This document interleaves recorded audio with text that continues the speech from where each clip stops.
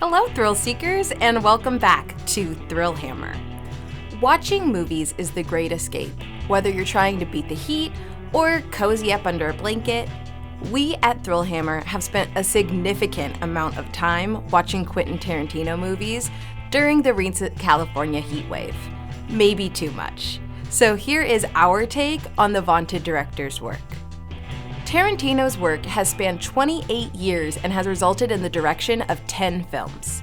He has won 7 Academy Awards, a Palme d'Or, and 7 BAFTAs. He's the recipient of a Lifetime Achievement Award from the Rome Film Festival. His body of work has led to him being regarded as one of the most influential directors of his time. Let's get into this breakdown.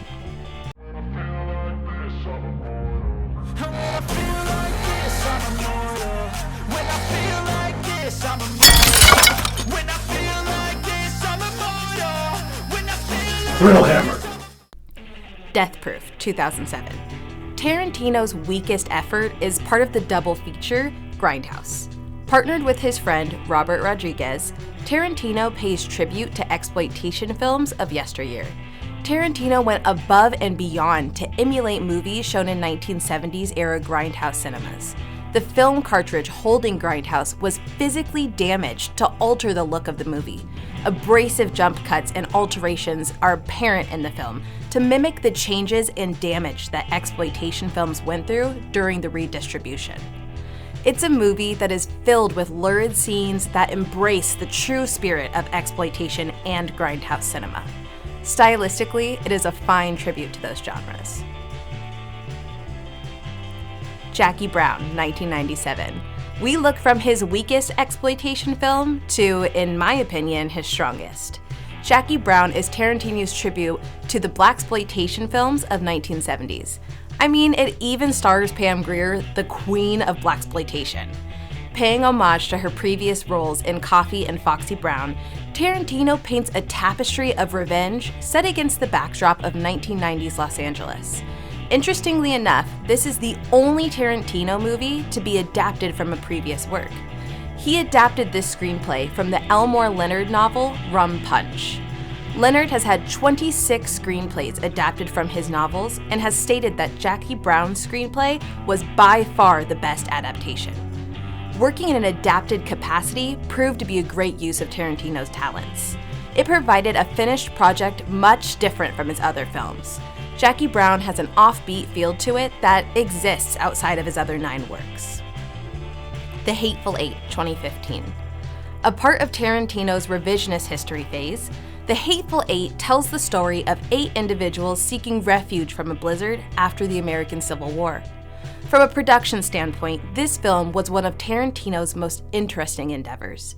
It was shot on 70mm, which is 3.5 times larger than the traditional format. The size of the film played a large role in the visuals presented.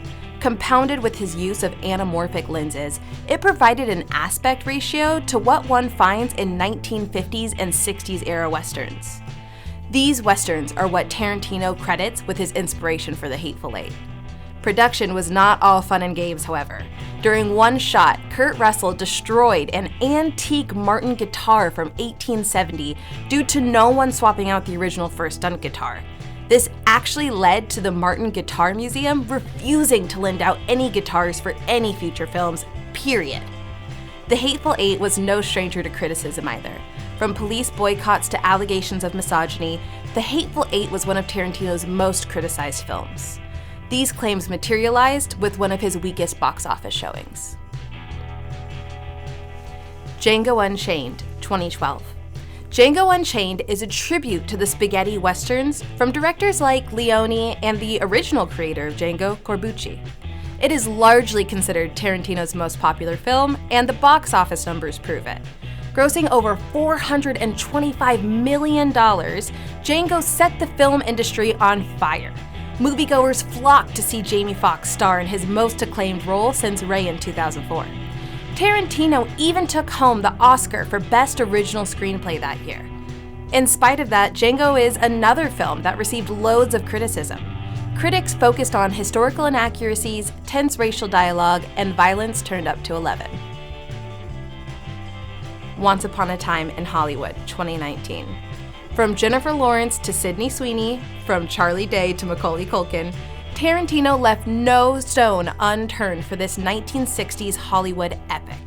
As a result, Tarantino landed arguably the two strongest actors in the film, Brad Pitt and Leonardo DiCaprio. Casting was not the only thing Tarantino dedicated great effort to. He was dedicated to turning 2019's Los Angeles into 1969's Los Angeles without any use of CGI. His team went as far as reattaching the original marquees to movie theaters to remove their modern facade. Adobe buildings were crafted from scratch. They went to great lengths to recreate Spahn Ranch and even ensured there were roving bands of dogs to emulate the kennel of dogs from the Manson family. Once Upon a Time in Hollywood is Tarantino's best set design to date. His vision and efforts were rewarded by garnering the Academy Award for Production Design. Kill Bill Volume 1, 2003.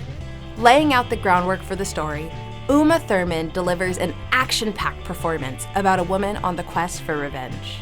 For this movie, Tarantino wanted to take himself from the dialogue-centered director he was known as and contend with the best action directors around. Utilizing multiple fight sequences and practical effects, Tarantino actualized his vision and released one of his most beloved movies. I think the Uma Thurman and Vivica A. Fox scene is my favorite. It combines the snappy dialogue Tarantino is known for and fully embraces his goal for more action. Kill Bill Volume 2, 2004. This movie, despite being the second volume, was shot at the same time as Volume 1. This is because Kill Bill was originally intended to be one movie. However, with a runtime coming in at over 4 hours, the studio and Tarantino cut it into 2 separate movies to make it less intimidating for the viewer. Nowadays, you can watch Kill Bill, the whole bloody affair, to see Tarantino's original vision. It combines both films, an extended animated sequence, and previously cut scenes. This installment reminds me of a samurai favorite of mine, Lady Snowblood. Which Kill Bill did you prefer? Let us know in the comments. Inglorious Bastards, 2009.